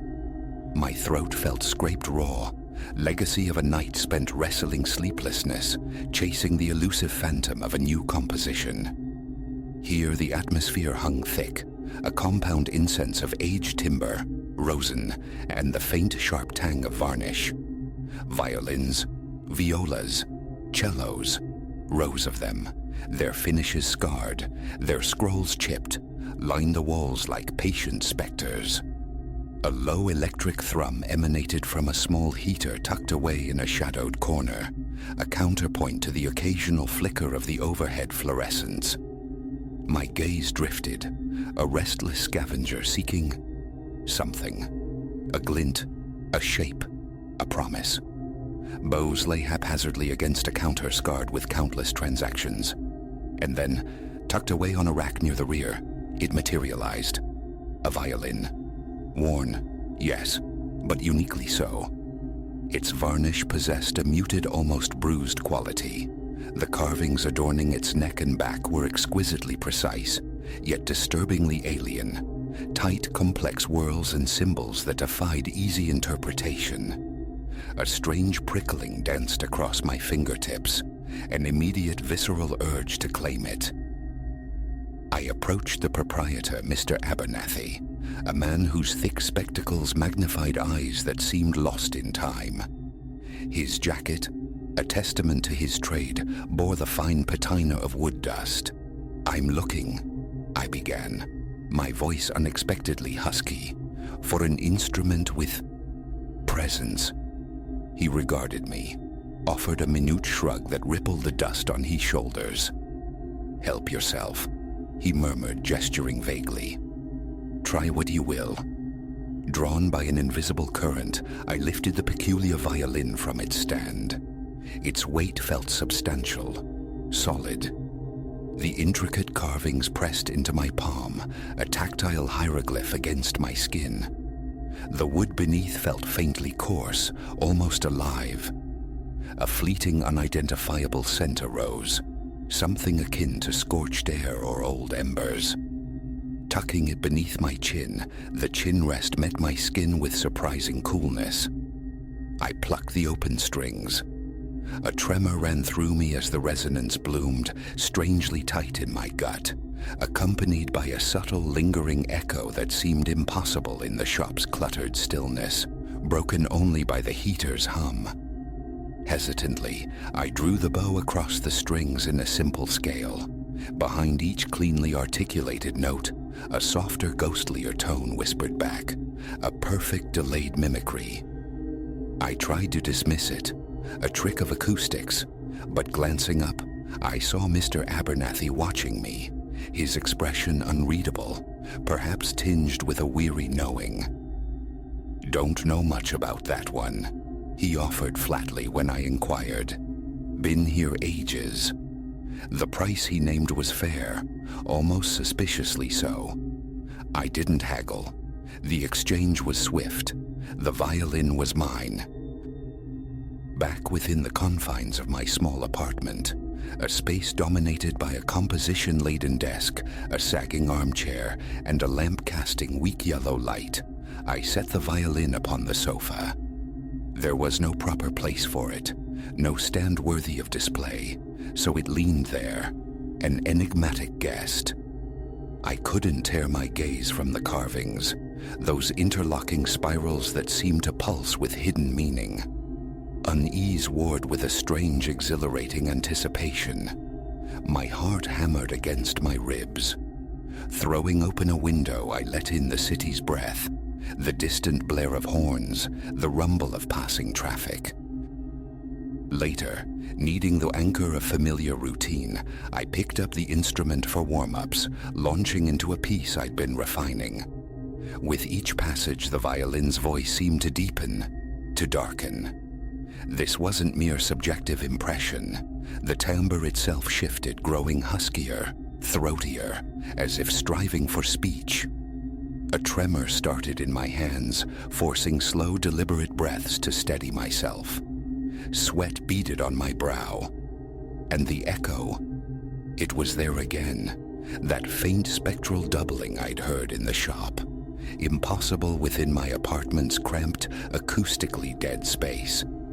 Each note seemed to birth a fainter whispered twin. I paused, lowering the violin to my lap, heart pounding a frantic rhythm. Tuning it again, the slow turn of the pegs, the rising pitch of the strings did little to ease the knot of tension in my chest. I pushed myself through 2 hours of practice.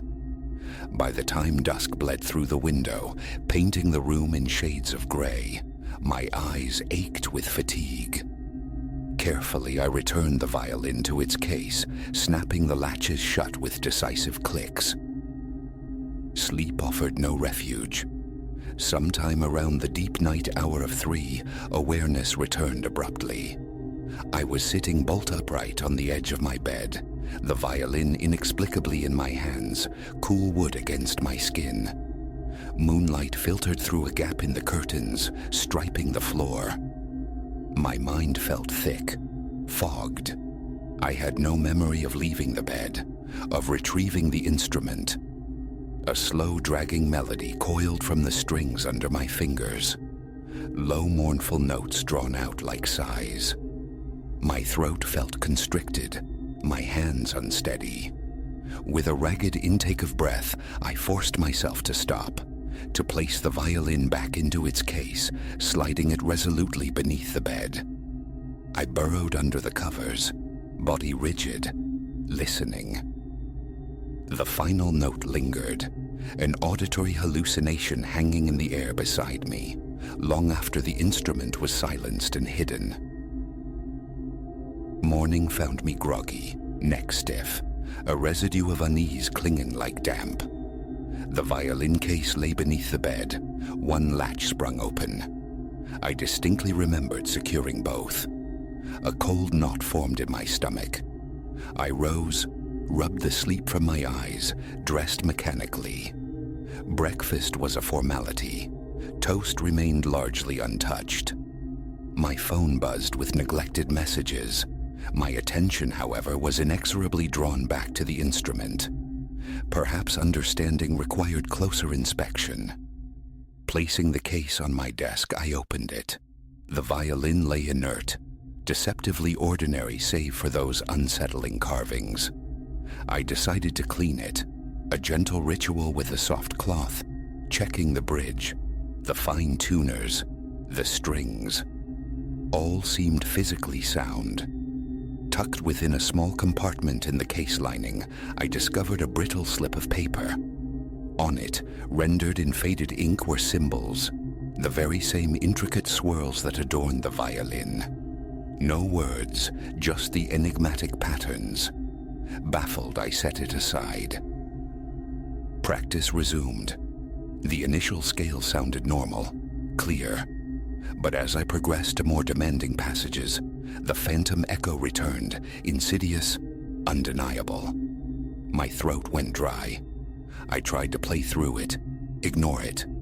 The echo intensified, no longer faint but a distinct presence, as if a second violinist stood just behind me, mirroring my every move. Setting the instrument down, I pressed my fingers to my temples, feeling the clammy dampness on my palms. I decided to record myself, needing objective proof or disproof. Playing back the recording on my phone revealed only my solitary performance, clean singular notes. Yet playing live, the spectral accompaniment persisted. I found myself glancing over my shoulder, expecting... what? I was utterly alone. By the session's end, the violin's voice had undergone another transformation, the higher registers losing their brilliance, the E string sounding muted, almost veiled. Wiping sweat from my forehead, I paced the apartment, seeking refuge in mundane actions, opening the fridge, drinking water. Clarity remained elusive. I needed distance. The violin went back into its case. The latches clicked shut with emphatic finality. I buried it deep within my bedroom closet, behind a bulwark of old coats. That afternoon I attempted composition. Pen poised over staff paper, I sketched melodies, but inspiration felt choked, stillborn. My thoughts kept snagging on the violin, my eyes drifting towards the closed bedroom door. A creeping dread coiled in my gut. I put on music, loud enough to drown out silence, to fill the space. The hours crawled. I abandoned practice. Television offered distraction, but the flickering images failed to hold my focus. Sporadically, I imagined hearing it, a faint, sustained tone bleeding from the closet. I'd mute the TV, strain my ears in the sudden quiet. Nothing. Only the phantom throb in my own head. Later, much later, I must have drifted off in the armchair. A sharp, resonant sound jolted me awake. The violin was in my lap. I gasped, nearly dropping it, my chest seizing. My hands were ice cold. The living room lamp still burned. I'd fallen asleep with it on. How? When had I retrieved the instrument from its closet prison? Disoriented, heart hammering against my ribs like a trapped bird, I scanned the room. Taking deep, shuddering breaths, I tried to regain equilibrium. My skin prickled.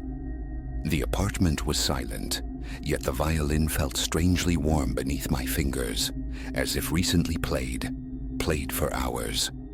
My fingertips felt tender, bruised. I forced myself to set it down on the low coffee table. Pacing the small living room, floorboards groaning underfoot, My thoughts churned, a chaotic spiral.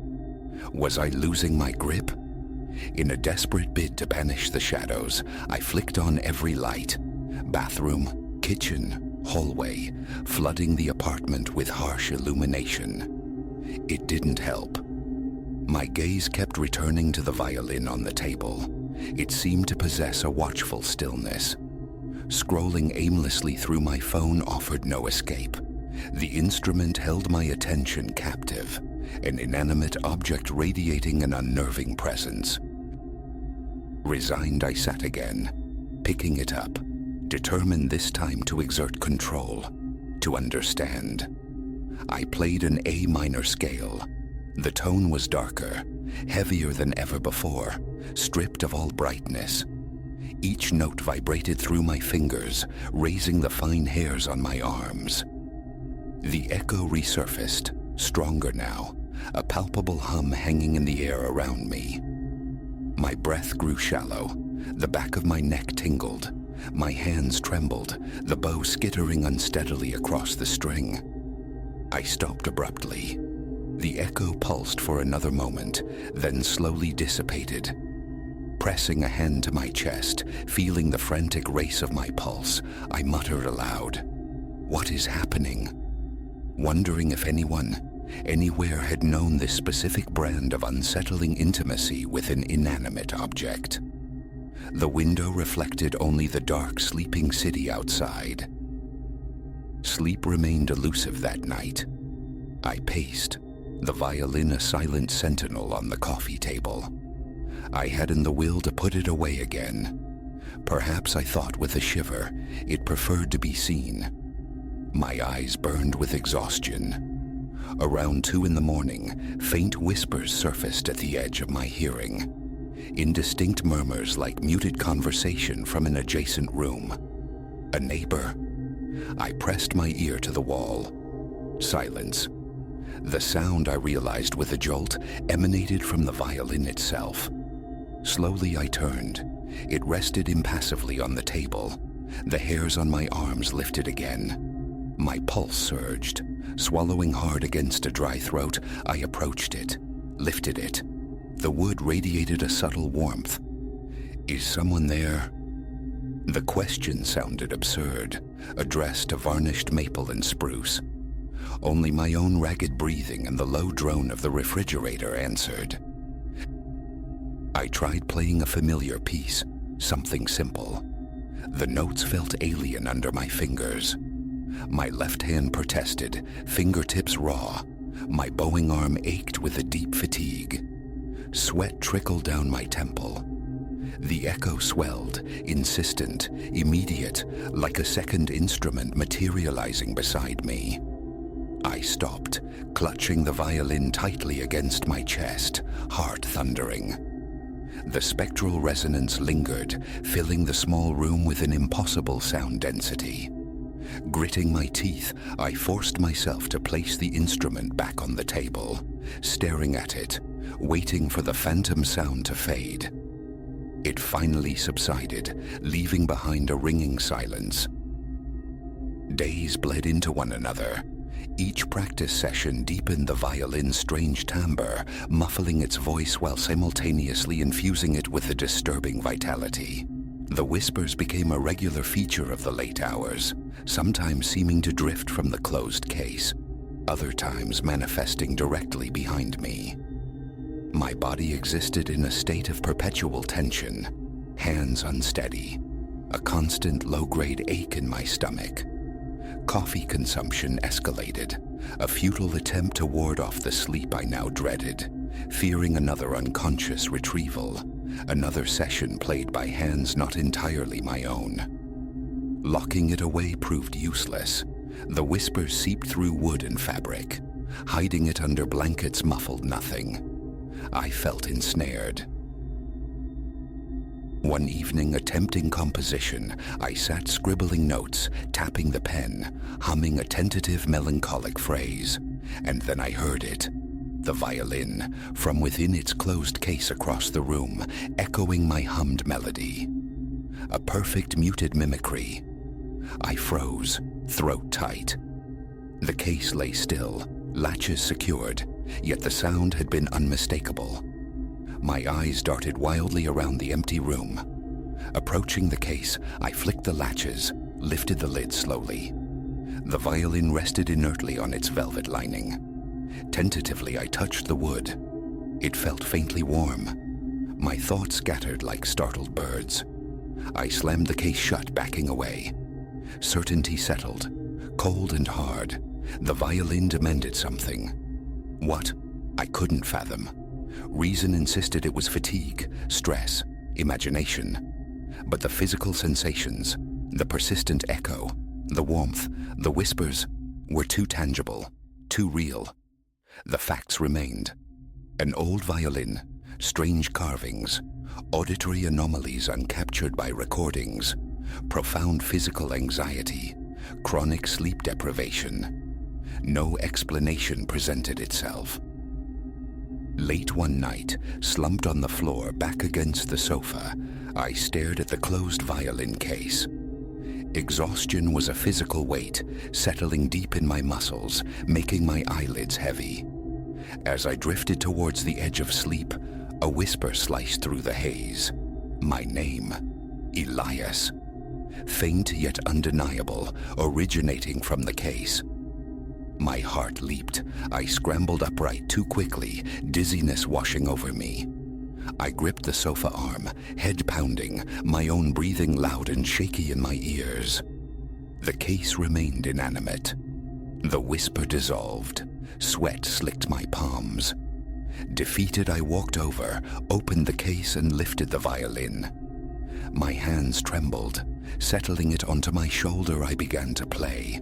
The same slow, dark melody I'd woken up playing days before. I didn't consciously know it, yet my fingers found the notes unerringly. They pulsed, low and resonant. The violin's echo bloomed, louder, more present than ever before. My arms grew rigid, my back tightening into knots. I played until my fingers cramped, until movement became agony. When I finally lowered the bow, the air in the apartment felt perceptibly colder. My teeth chattered. Setting the instrument down carefully, I collapsed back onto the sofa, staring blankly at the ceiling. My body screamed for rest, but my mind buzzed, hyper-alert. I listened. The last vestiges of the echo lingered, then faded into silence. Closing my eyes did nothing to invite sleep. The next day I refused to touch it. I left it out on the sofa, a constant presence.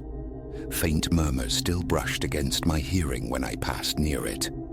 The thought of disposal surfaced, returning it, selling it. But the idea of inflicting this phenomenon on someone else felt wrong. And deeper still, a reluctant bond had formed. In these troubled days, I'd composed more than I had in months. The music was dark, unsettling, yet undeniably mine, born from this strange crucible. I'm still here, Elias, in his small apartment. The violin sits on a chair opposite me now, its curves catching the dim evening light. Small sounds persist, soft clicks, faint scratching noises. Tension lives permanently in my shoulders, a dull ache radiating up my neck. My focus snags on the carvings, mesmerizing in their intricate detail, each swirl and groove seeming to hold a measure of the darkness. I try not to stare too long. Tonight, I will record a new piece, one that surfaced in the twilight between waking and sleep. I anticipate the echo's return, the racing pulse, the damp palms. But the fight has gone out of me. This violin, this resonant enigma, may be drawing me towards something perilous, yet it has also carved a path for my music. A tightness constricts my chest when I contemplate the future, the possibilities inherent in continuing this relationship. But putting it away for good feels impossible now. Even with the case closed, the echo persists in the architecture of my mind. So, I will play. I will listen. I will wait to see what voice finally emerges from the heart of the wood, what truth lies locked within those ancient symbols. There's no turning back. I only hope I recognize myself on the other side.